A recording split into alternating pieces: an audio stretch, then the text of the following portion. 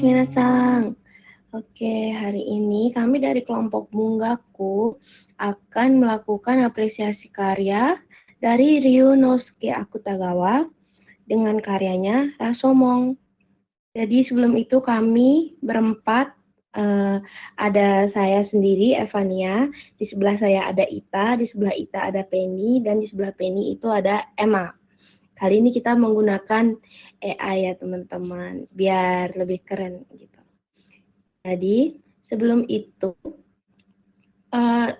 sedikit tentang Ryonosuke Akutagawa ini ya. Dia itu adalah seorang penulis yang karyanya lumayan banyak dan banyak juga diberikan feedback yang bagus oleh orang-orang Jepang karena banyak buku-bukunya itu menceritakan banyak tentang sifat manusia, termasuk di karyanya yang Rashomon. Si Akutagawa ini juga ada buku-buku lain kayak cerita-cerita pendek itu yang dia buat. Contohnya itu ada Yabu no Naka, ada Kappa, ada Kumono itu juga. Dan kali ini kami akan mengapresiasikan tentang yang Rashomon ya teman-teman. Jadi nih kita udah baca sedikit tentang Rashomon itu bagaimana.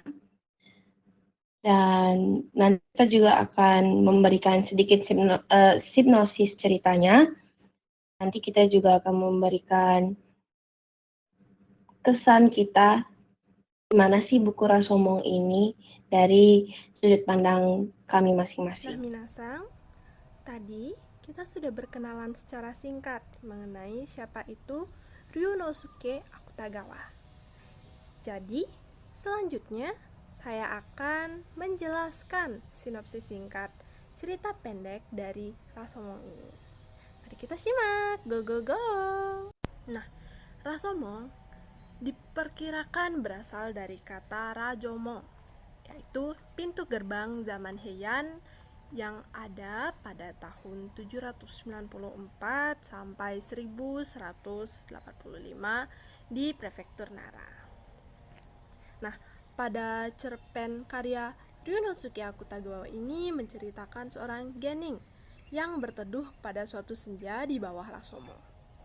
Nah, genin tersebut telah dipecat oleh majikannya dikarenakan pada saat itu Kyoto sedang mengalami kemunduran. Nah, genin tersebut tidak memiliki tujuan dan ia juga merasa sangat kelaparan. Nah, pada suatu ketika genin tersebut mengalami kebimbangan di dalam hatinya. Dia bingung antara memilih mencuri untuk bertahan hidup atau harus mati kelaparan. Dengan kebimbangan itu, genin mencari tempat untuk berteduh dan meninggalkan Rashomon. Genin itu kemudian menuju sebuah menara.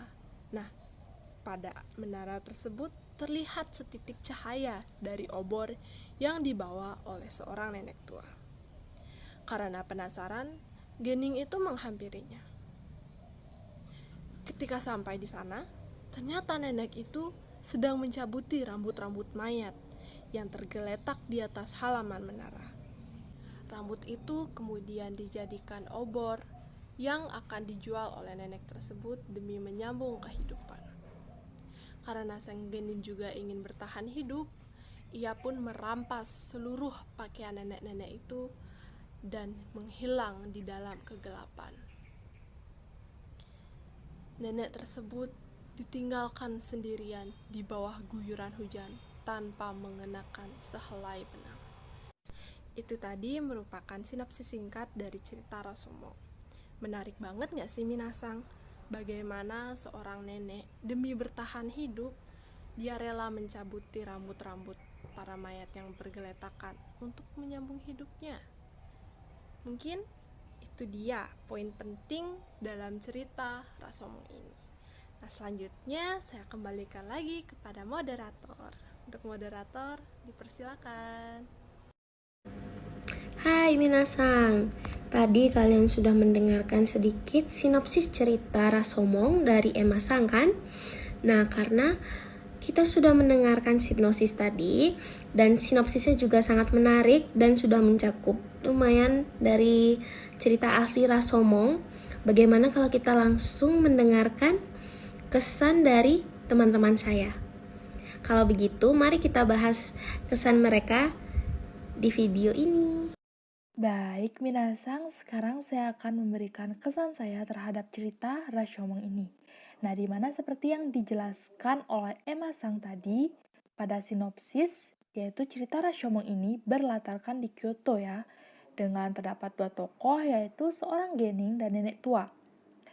Nah, Rashomon ini sendiri adalah pintu gerbang besar pada periode Heian ya teman-teman. Lalu cerita Rashomon ini menurut saya pribadi sangat seru dan ada nuansa horornya. Tapi akhir ceritanya agak menggantung ya. Nah, lalu kejadian Rashomon ini terjadi saat hujan deras ya pada saat itu yang mengguyur kota Kyoto. Nah, udah suasana horornya kayak gimana. Tapi nggak sampai situ aja. Di saat Geni itu melihat seorang nenek tua yang sedang mencabuti sehelai demi helai rambut seorang mayat, pasti akan terkejut gak sih? Gak hanya Geni itu, bahkan para pembaca dan saya sendiri pun ikut tercengang loh. Tentunya saat itu Kyoto sedang dilanda bencana dan krisis ya. Jadi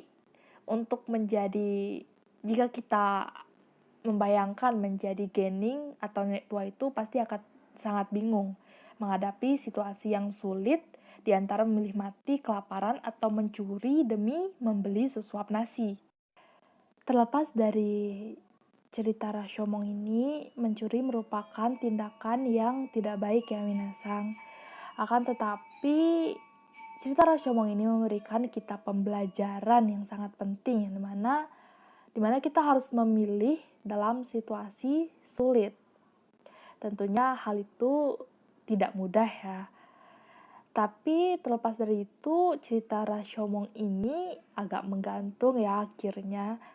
Dimana setelah sang gening mencuri pakaian dari nenek tua itu, dia pergi meninggalkan sang nenek sendirian meringkuk di sebelah tumpukan mayat. Yang dimana kita nggak tahu setelah itu bagaimanakah kabar dari sang nenek maupun sang gening tersebut. Saya saat selesai membaca Rashomon ini, Akutagawa ini benar-benar menguak habis-habisan absurditas manusia. Seperti contohnya karakter Genin ini, dia yang sangat menjunjung tinggi nilai dan norma-norma, tapi pada saat ia tidak ingin mati kelaparan itu, dia mulai melanggar nilai-nilai dan norma-norma yang dia anggap mulia. Nah, disinilah yang saya maksud itu, bahwa manusia dalam keadaan tertentu seperti berada di ujung kematian atau keadaan lain yang menyudutkan mereka, manusia itu bisa bertindak di luar nalar. Nilai-nilai maupun norma-norma yang berlaku itu sudah hilang. Oke, baik. Setelah saya membaca cerita Rashomon ini, menurut saya cerita ini dilalui tentang nenek pencuri. Dan saya pikir Akutagawa sendiri atau penulis hendak mengisahkan mengenai kegilaan yang kerap menyelinap di setiap tindakan manusia. Kegilaan itu yang dimaksud sebagai ihwal yang melampaui batas, kekacauan dan perkara yang tak masuk akal. Dan lebih gilanya lagi, apa yang dilakukan tokoh genin atau bisa kita sebut dengan samurai kelas rendah yang hendak menghadang kejahatan yang telah dilakukan nenek itu. Di satu sisi, genin ini mencoba menjadi penegak moralitas, namun di sisi lainnya genin melakukan kejahatan dengan mencuri pakaian yang dikenakan tokoh nenek. Motif genin melakukan hal ini dikarenakan untuk memenuhi kebutuhan dasar fisiologisnya. Sedangkan motif tokoh nenek yang mencabuti rambut mayat yang ada di menara, dikarenakan rambut yang telah ia cabuti tersebut akan ia jual dan ditukarkan dengan uang atau makanan untuk memenuhi kebutuhannya. Setelah itu, dalam kisah-kisah ini, Akutagawa sendiri justru menunjukkan ihwal yang retak, tak utuh, dan paradoks yang tentang kehidupan yang dijalani oleh manusia. Pesan saya mengenai cerita Rashomon ini ialah sangat disayangkan sekali bahwa gening tersebut harus berbuat jahat dengan merampas hak milik orang lain. Nah, meskipun ia terpaksa melakukannya demi bertahan hidup, ada baiknya gening tersebut berusaha dengan mencari cara yang lebih baik. Nah, tidak membenarkan juga perilaku sang nenek. Namun, setidaknya nenek tersebut berusaha untuk bertahan hidup dengan tidak merugikan orang lain. Nah, sekian mungkin kesan dari saya. Selanjutnya akan dilanjutkan oleh teman saya. Terima kasih. Hai minasang, kalian sudah mendengarkan sedikit kesan-kesan dari teman-teman saya kan?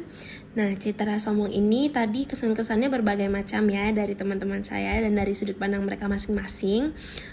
Cukup menarik kan? Nah, sekarang gimana pendapat kalian tentang cerita Rashomon ini minasang?